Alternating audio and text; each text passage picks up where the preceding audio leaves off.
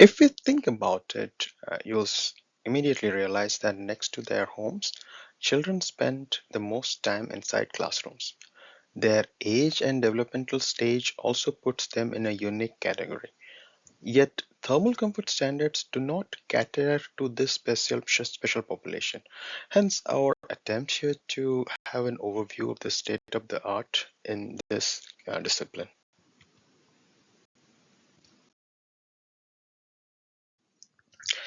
The classroom indoor climate affects comfort and well-being for sure, but it also affects children's health and their ability to focus and learn.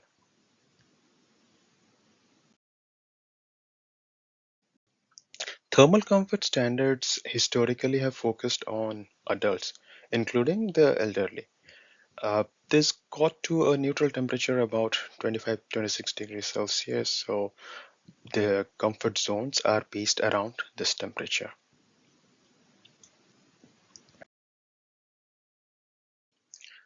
If we move our attention to studies related to work performance, the indication is that children's performance reaches its maximum at slightly cooler temperatures than that we see for adults.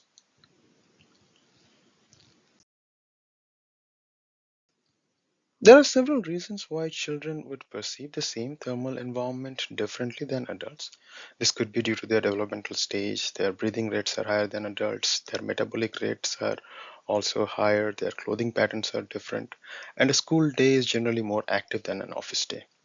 Also, classrooms do not give children the kind of control that an adult would expect in their living and working space.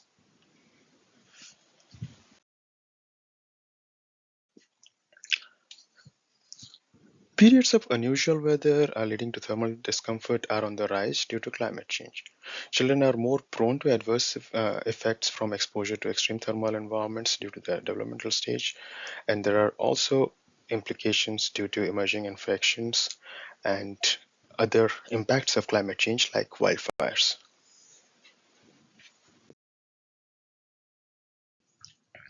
The pandemic proved to us that in no uncertain terms that classrooms are vital to the society. And when faced with a challenge to the classroom indoor climate, design of healthier classrooms should be the tool, not classroom closures.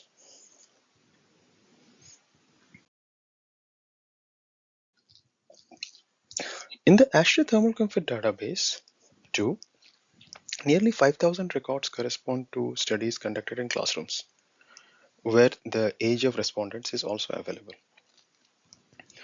Only 356 of this correspond to the age group 10 to 17, which indicates a paucity of results related to school classrooms.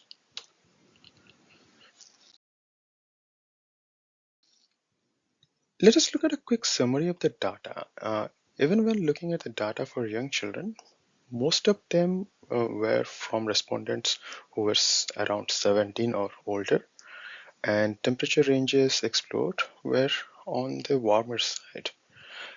And if you compare that, of course, there is about 10 times as much data for adult students, let's say students between 18 to 22, and there you have a much more even distribution of the population in terms of age.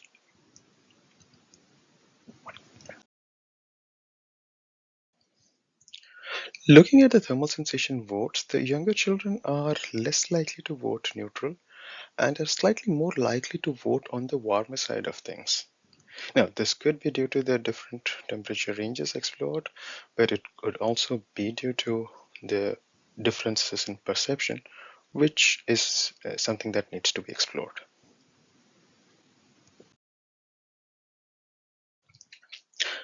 Going by the conventional linear regression model for neutral temperature, we see that it is about 23.1 for the 10 to 17 age group. And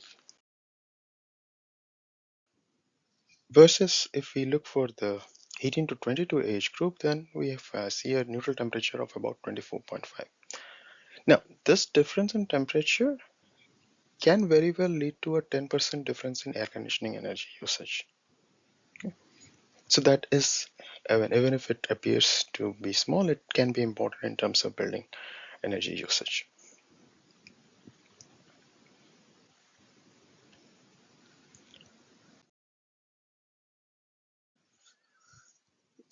Looking back at what we saw, the neutral temperature for adults was for the kids, this indicates that there is a 2 to 3 degrees Celsius difference from what we have seen from larger studies involving larger numbers of adults from different parts of the globe. Just to point out here, the data we did explore has most of the children closer to the 17 years of age. Again, what it implies is that we are not sure how things would change when we look at thermal comfort of younger children.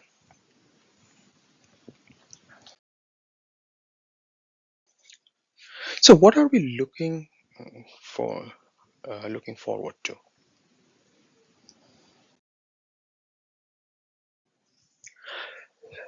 Let us begin with a couple of points of concern. Thermal sensation responses are on an ordinal scale, typically 7 points on them. Now, linear regression is not an appropriate approach when you are dealing with ordinal responses.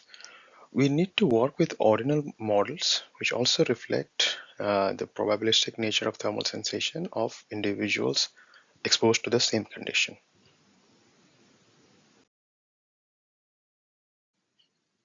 Here again, we see that the probability distributions for the 18 to 22-year-olds are quite different than for the 10 to 17-year-olds, especially the neutral condition distribution and the propensity to vote on slightly warmer conditions.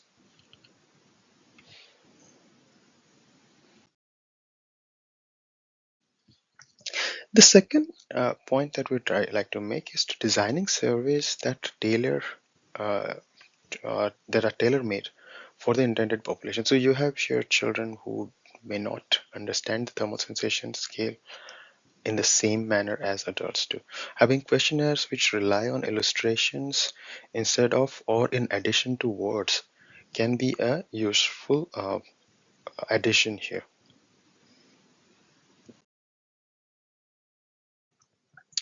Similarly, making sure that children are not just subjects but are participating in the study, like they feel that they are contributing something. Sometimes you may need to bribe them with certificates and pizzas as well.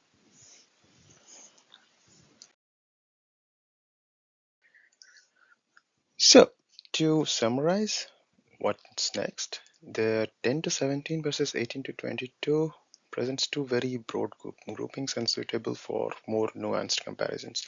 What we need is studies that explore children in classrooms at different stages of education, so more age groups, in different parts of the planet, and examining how the changing climate may impact classrooms of the future.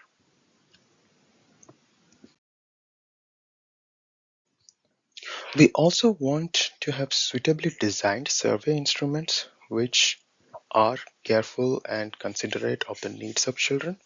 Studies related to the classroom thermal comfort should also consider the impacts the thermal environment has on the children's health. And we would like to work towards building a database of children's thermal comfort like we already have for adults.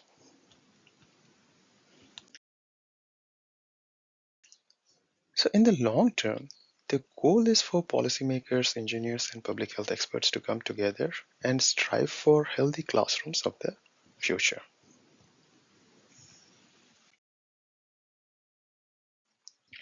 Thank you for your attention, and I would be grateful if you could fill up the feedback form here and we could explore possibilities of future collaborations on works related to classroom thermal comfort and design of future classrooms which are resilient to impacts of climate change.